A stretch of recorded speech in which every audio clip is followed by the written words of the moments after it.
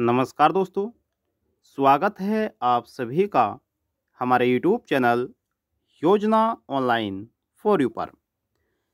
दोस्तों, आज फिर आपके सामने एक महत्वपूर्ण जानकारी लेकर हाजिर हो चुके हैं। अगर आप पेंशन धारक हैं तो इस वीडियो को आप ज़रूर वॉच करिएगा। दोस्तों, सरकार द्वारा जनवरी, फरवरी और मार्च महीने की पेंशन जल्द ही ट्रांसफ़र करने जा रही है।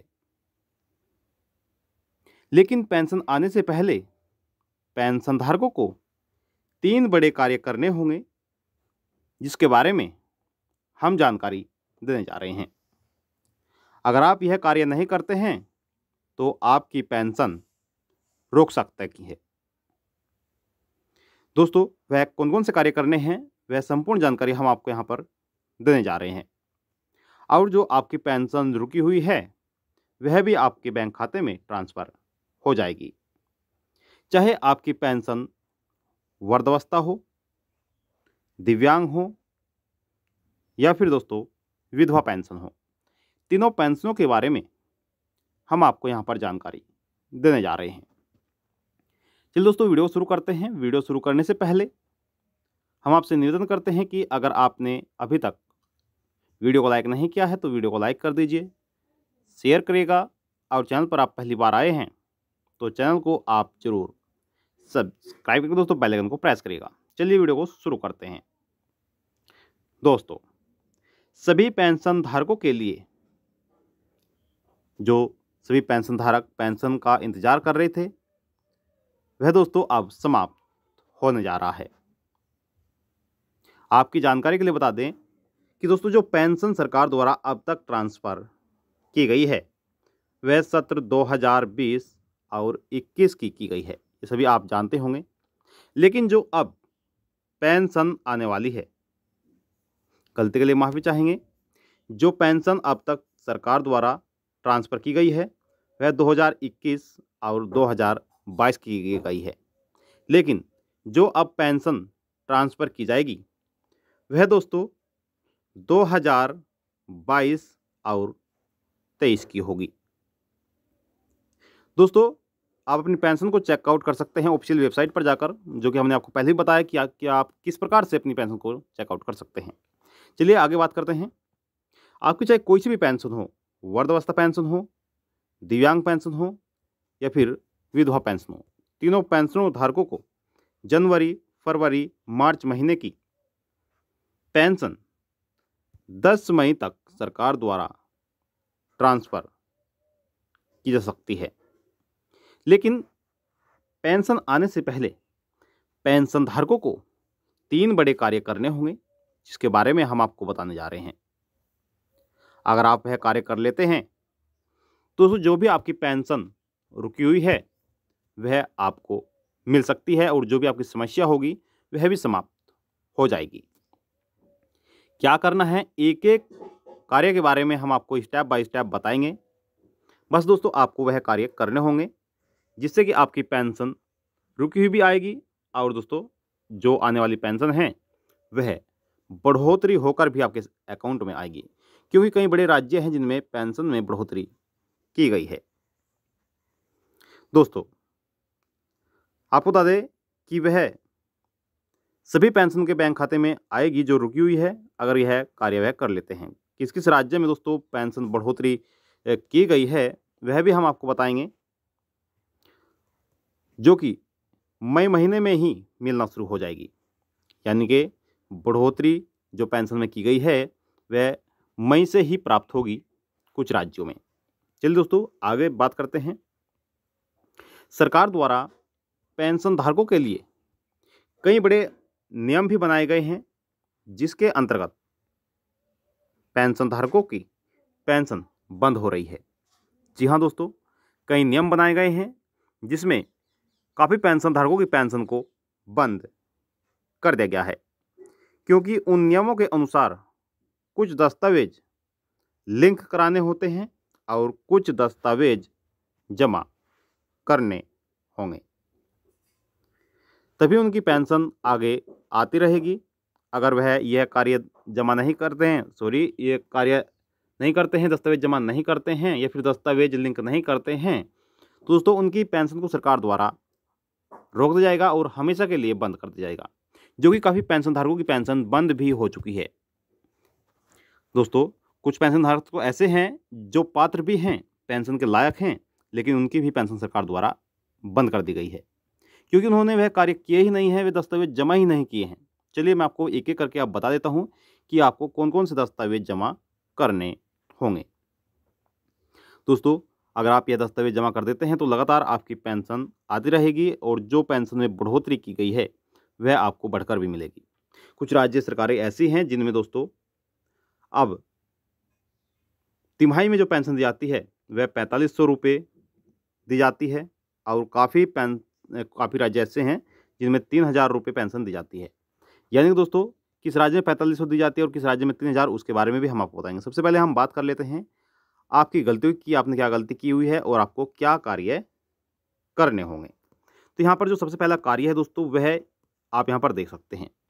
नंबर 1 पर यहाँ पर बताया गया है काफ़ी पेंशन धारक, इनके कभी पेंशन धारकों की पेंशन रुकी हुई है और उन पेंशन धारकों को अपने फॉर्म में अपना नाम